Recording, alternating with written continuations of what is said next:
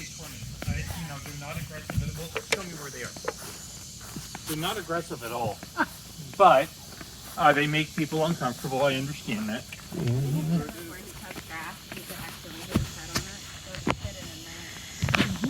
Yep. So, you can see I'm right here by them. Yeah, you are. Stand right over here, right in front, and they're not going to bother with me at all. They're safe back in there. You can see they're coming and going. This is the most dangerous spot to hang out by for any insect, right in front of the entrance. But now, if I took this and shook it, it would be a problem. But they're just coming and going. I am an arm's length right here from the entrance, and they're not going to hurt me at all. But I do understand that some people that and the good thing about bald-faced hornets is they eat mosquitoes, so they're omnivores. So they will do pollination, but they also eat mosquitoes. What would happen if we bumped into that with the law? If I was driving along. Back up a little bit and I'll show you.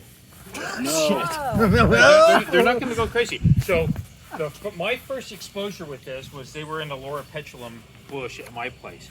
And I was trimming the Laura petulum bush. I was doing all sorts of stuff. All of a sudden, I hit the one branch that they were on. And they came out. They were all over the place. Didn't get stung. And then they went back. And, I can move this like this. If I hit this branch like this, see this? Do they have stingers? Yeah, they do. Is it? They can sting. Is it a one time they're dead, or is it? No. They bite So mostly? honeybees are about one of the only ones that one time and they're dead. So they will sting multiple times. So you saw, I just moved this branch here. I've been going past it, and I never even saw it until she told me. So what will happen with this, if you were to leave it there, is most insects, honeybees are not like this, but most insects overwinter in their larval or their egg form, right? And so these girls in here, mostly girls in there, will not survive the winter. So they will lay eggs someplace around here, and they will bury some nectar and some pollen with it. And so when it emerges, when it gets warm in the spring, they'll reconstitute that way. How long has this been going on? This right here, this is only since the spring. This is going to die at the first frost, and it'll be gone. They have built all of this. They've built all of this here. See, I can come over here and just touch this right here. You can touch it. It's paper-like. It's kind of soft. It feels like paper. You can come over and just put your hand on it. Notice the key with insects is to be calm. Right? If you're calm around insects, insects go off of pheromones, off of smells a lot, right? Bees, wasps, everything. They go off of smells. We put out pheromones, but we have a very poor sense of smell, so we don't notice it.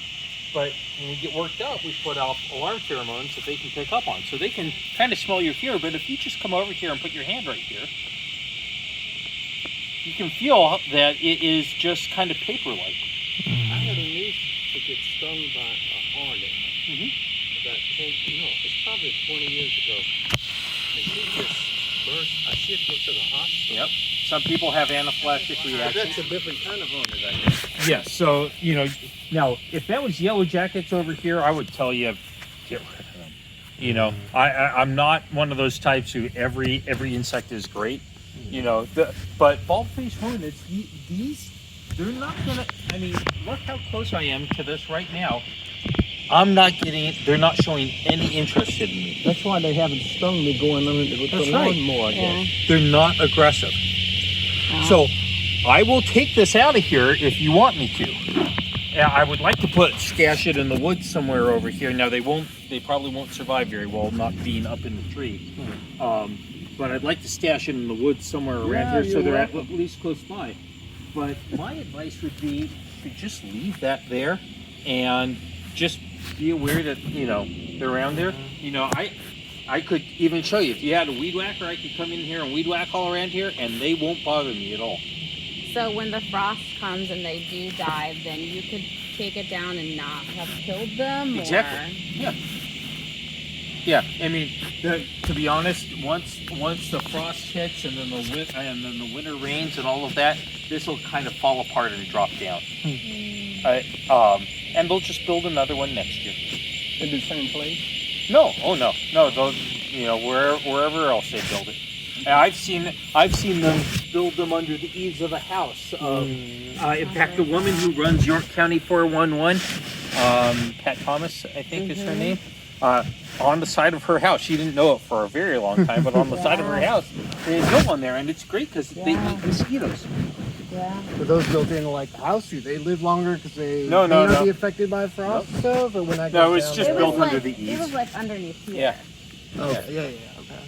Wow. Man, that is something. Isn't it? But see, they're flying right by me right now, How huge it is. and yeah. It's completely up to you guys here. But you got a beautiful American holly tree right here that's just fantastic. It's up to him. I'm leave it be and let them do their thing. What happened? I said I'm a let them be kind of person, but it's up to you. No pun intended. Let them wasp. Let 'em wasp. Yeah. It's really Totally neat. up to you. You can be right here like this and watch Come them in come and in do a and going. video of that for me. You only get. Oh, Dick!